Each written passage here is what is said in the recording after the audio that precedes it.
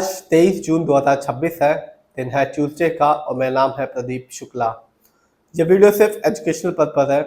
ना मैं कोई भी स्टॉक खरीदने की सलाह देता हूँ और ना ही बेचने की। आप जिसमें भी पैसा लगाएं खुद रिसर्च करें, एनालाइज करें, अपने फाइनेंशियल एडवाइजर की राय लें, तभी अपने पैसे को किसी भी कंपनी के शेयर में लगाएं। मैं आज बात करने वाला हूँ एक ऐसे कंपनी के बारे में जिसने लॉन्ग टर्म में अपने शेयर होल्डर्स को माला माल किया है। और ब्रोकरेज फर्म यूबीएस ने अभी ही कहा है कि इस कंपनी का जो शेयर है वो आने वाले समय में और भी ज़्यादा बढ़ सकता है। 29% की जो बढ़ोतरी है वो आने वाले समय में हो सकती है। ब्रोकरेज फर्म यूबीएस ने इस कंपनी के शेयर को बाय रेटिंग भी दी है। इस कंपनी का नाम है टाइटन। और सबसे पहले जान लीजिए इस कंपनी के बारे में। तो ये कंपनी एक लाइफस्टाइल ब्रांड में है, वॉचेस बेचती है और घड़ियां बेचती है, ज्वेलरी बेचती है। और जो ब्रोकरेज फर्म है यूबीएस, उसने कहा है कि इस कंपनी के शेयर पर 5600 रुपीज़ का जा सकता है। आज की बात करूँ तो आज इस कंपनी के शेयर पर 4300 के आसपास ट्रेंड कर रहा है।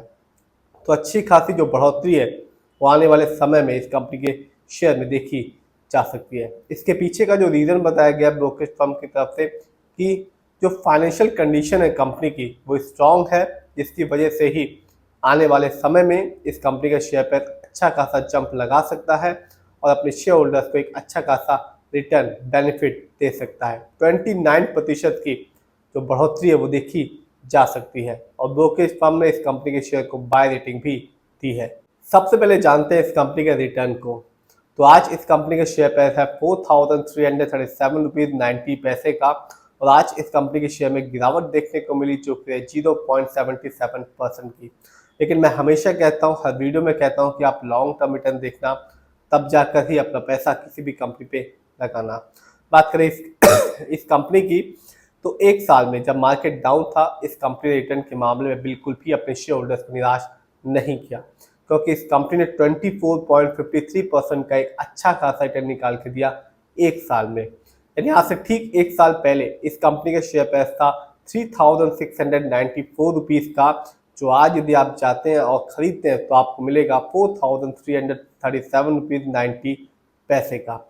ये तो बात रही एक साल की। देखते हैं लॉन्ग टर्म को। तो 5 साल में इस कंपनी ने रिटर्न के मामले में अपने शेयर होल्डर्स को यहाँ भी बिल्कुल निराश नहीं किया, क्योंकि 5 साल में इस कंपनी ने अपने शेयर होल्डर्स को 146% का रिटर्न निकाल के दिया, 146% का रिटर्न निकाल के दिया 5 साल में। यानी आज से ठीक 5 साल पहले इस कंपनी के शेयर प्राइस था 1726 रुपीज़ का, जो आज यदि आप खरीदते हैं तो आपको मिलेगा 4337 रुपीज़ 90 पैसे का। तो 5 साल पहले भी जिसने इस कंपनी में पैसा लगाया होगा उसे इस कंपनी ने बिल्कुल भी निराश नहीं किया।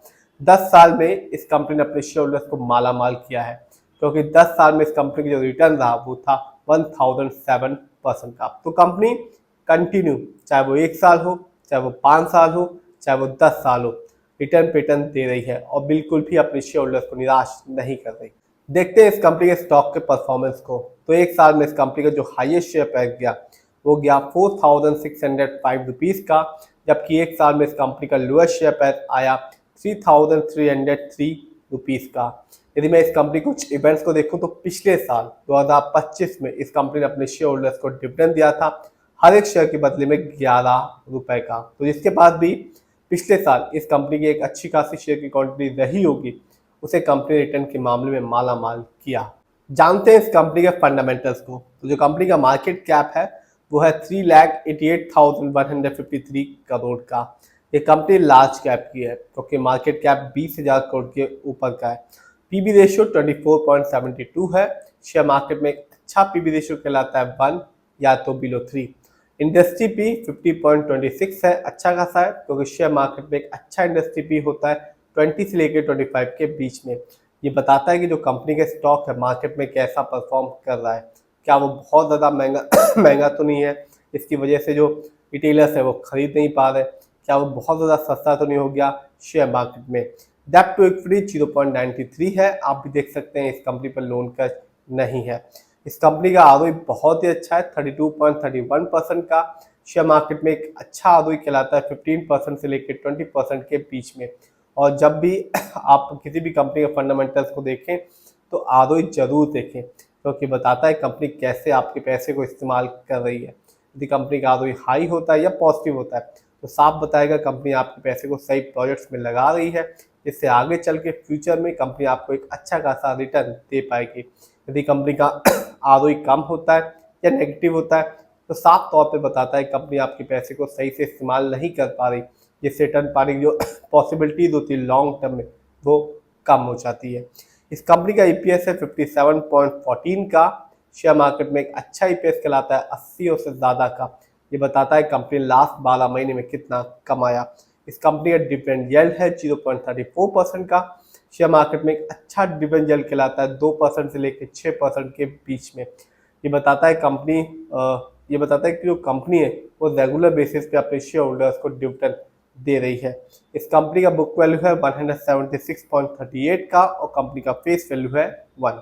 देखते हैं इस कंपनी के फाइनेंशियल कंडीशन को। तो मार्च क्वार्टर में इस कंपनी का जो रेवेन्यू था वो था 27,104 करोड़ का, जबकि 2025 में इस कंपनी का ईयरली रेवेन्यू था 60,942 करोड़ का। प्रॉफिट मार्च क्वार्टर में इस कंपनी का प्रॉफिट था 1,179 करोड़ का, जबकि 2025 में इस कंपनी का ईयरली प्रॉफिट था 3,337 करोड़ का। देखते हैं किसका कितना पैसा टाइटन में लगा हुआ है।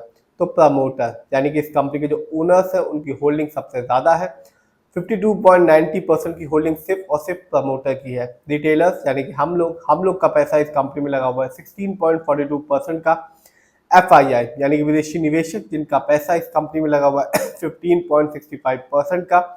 म्यूचुअल फंड जिनका पैसा इस कंपनी में लगा हुआ है 8.45% का, जबकि डीआईआई जिनका पैसा इस कंपनी में लगा हुआ है 6.58% का।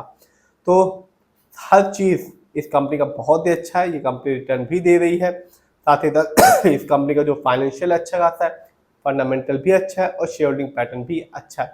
और जो ब्रोकरेज फर्म है यूबीएस ने उसने इस कंपनी के शेयर को बाय रेटिंग दी है और कहा है कि आने वाले समय में इस कंपनी का शेयर और भी ज़्यादा बढ़ सकता है, क्योंकि इस कंपनी का जो फाइनेंशियल है वो काफ़ी ज़्यादा स्ट्रॉन्ग है। फिर भी आप जिसमें पैसा लगाएं खुद रिसर्च करें, एनालाइज करें, अपने फाइनेंशियल एडवाइजर की राय लें, तब भी अपने पैसे को शेयर मार्केट में लगाएं।